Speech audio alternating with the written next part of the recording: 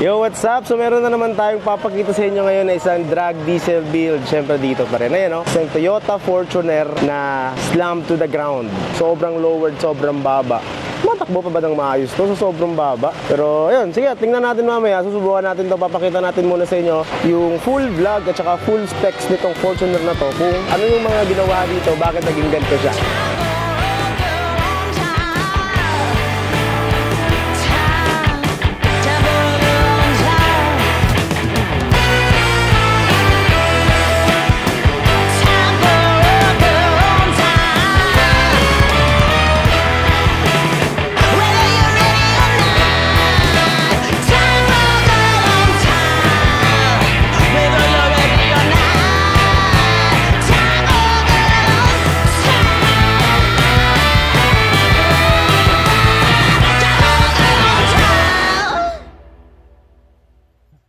So ayun, at nandito na tayo sa spot. At syempre, papakita na natin sa inyo yung laman at kabuuan nitong Fortuner ni Jumbo, ni Bossing. Parang laki mo sa Fortuner mo. Parang yung Fortuner naging Wigo, ano?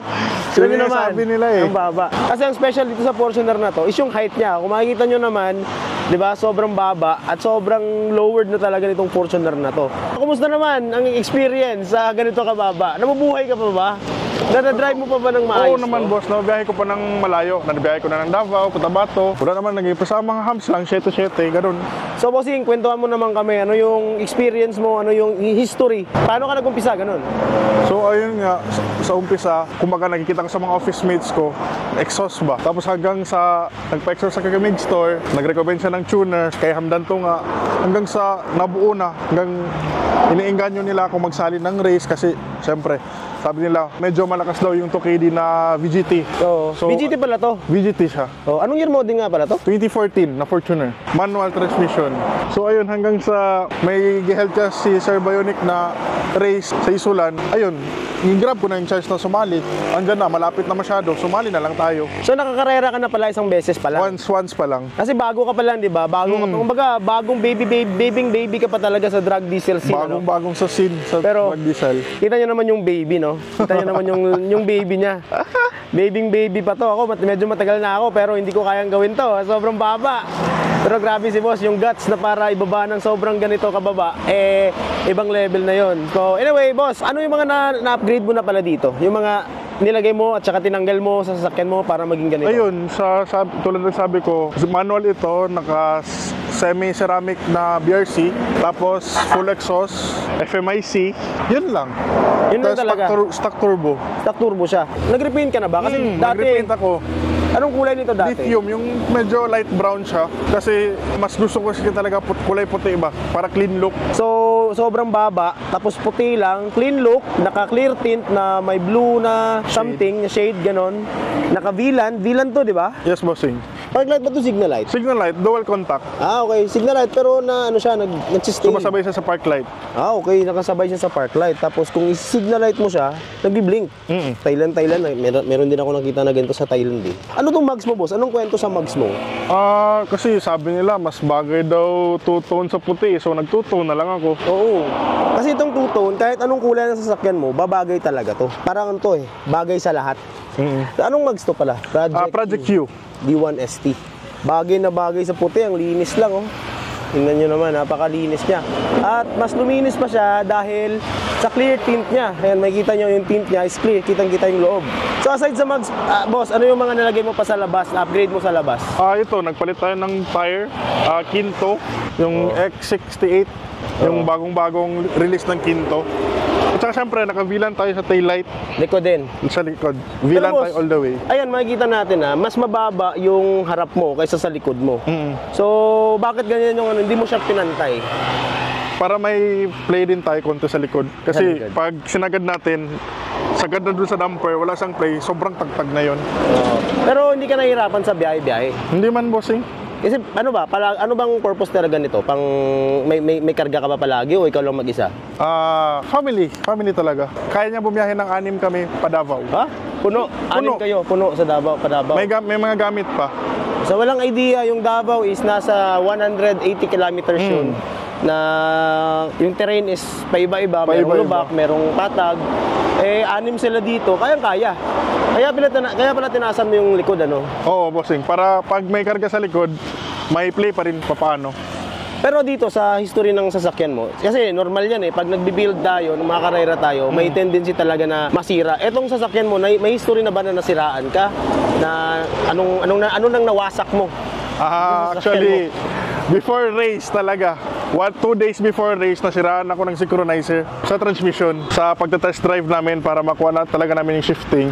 So yun, nasiraan tayo. Pero thankfully, shoutout kay Junmling, naayos niya, kaya niya inayos ng isang araw. Ayan.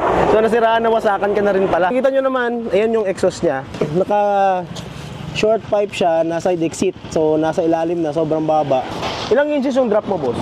Hindi ko alam pero ang alam ko, bossing, isa harap is 0 finger gap, sa likod is 2. Halos wala na ako, pumapasok na yung umakit na yung finger ko dito. Kaya nga pala, ipit na, no? Ipit na. Kita nyo naman, oh, 0 finger gap talaga siya. So pumasok lang to kasi nakatagilid. Straight mo nga, boss, para ano lang natin, mapakita lang natin sa kanila. So ito, makikita natin, ito yung pinaka-fender niya. Yung tires niya naman is lampas na, nakapasok na dun. Ayan, oh, 0 finger gap nga talaga. Pero dito sa likod, naka 2.5 something. 2 finger gap. Depende sa lapad ng... Tignan nyo naman kung gaano kababa itong Fortuner. Ito naging wigo eh. Naging wigo yung Fortuner, men. Napakababa. So, ayan.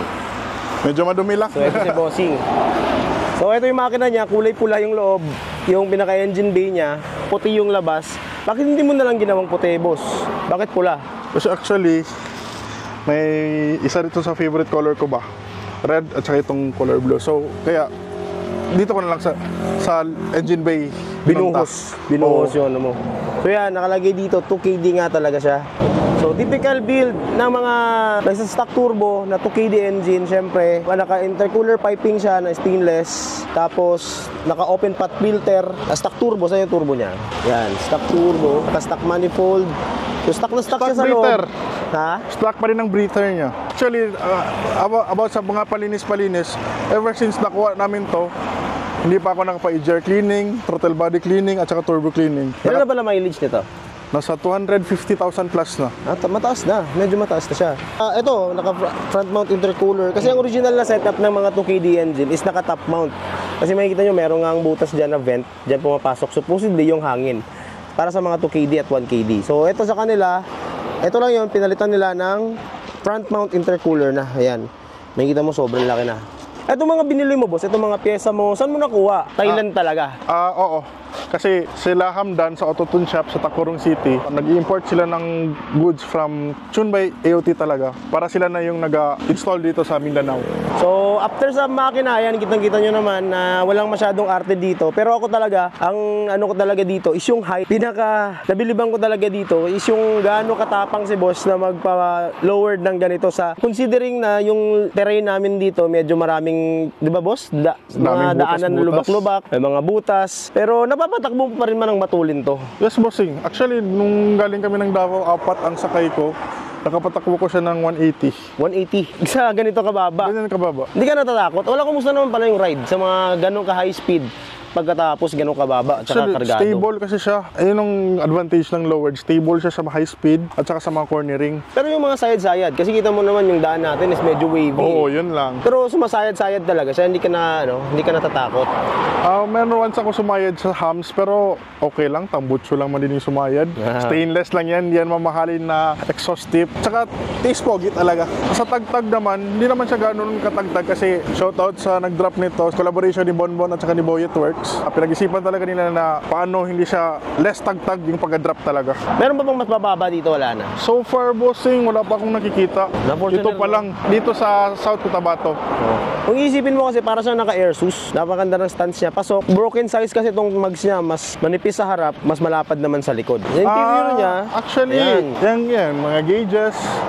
Basic na basic lang yung loob mo. Basic lang na stock upuan. Ito lang, palit lang ng steering wheel, shift knob, boost gauge, CRP, tsaka yung 6 set na gauges. Basic na basic nga talaga siya, no? Alright, so bossing, alam na natin na pogi ito, stock turbo, pero paano kaya ito tumakbo? Pwede mo pakita sa amin kung paano tumakbo to? Pwede bossing, i-demo natin. Demo natin na mas safe ha. Pakita lang natin kung hanggang paano manakbo tong Fortuner mo. Alright? Sige bossing. So ito na, papakitaan to tayo ni Bossing kung kumusta manakbo to.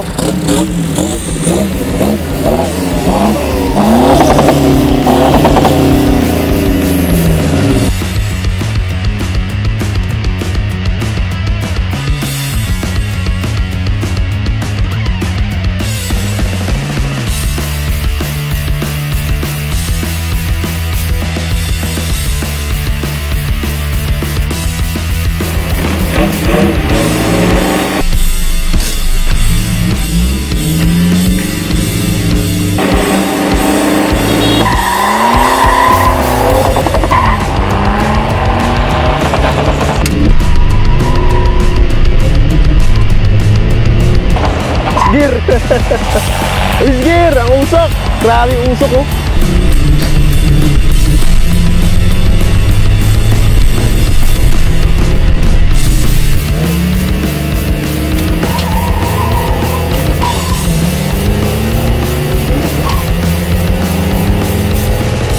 Sige, tirain mo, Jumbo!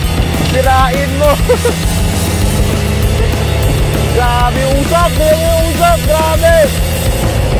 Oh no! Fuck!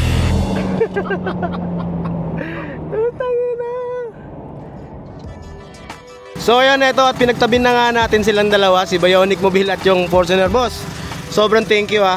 Sobrang thank you sa pag-i-experience itong Fortuner mo na sobrang solid, sobrang baba at hindi naman pauhuli pagdating sa power. Kaya itong Fortuner na to, approve, pasok sa banga ni Bionic. Boss, thank you ulit. Bye-bye.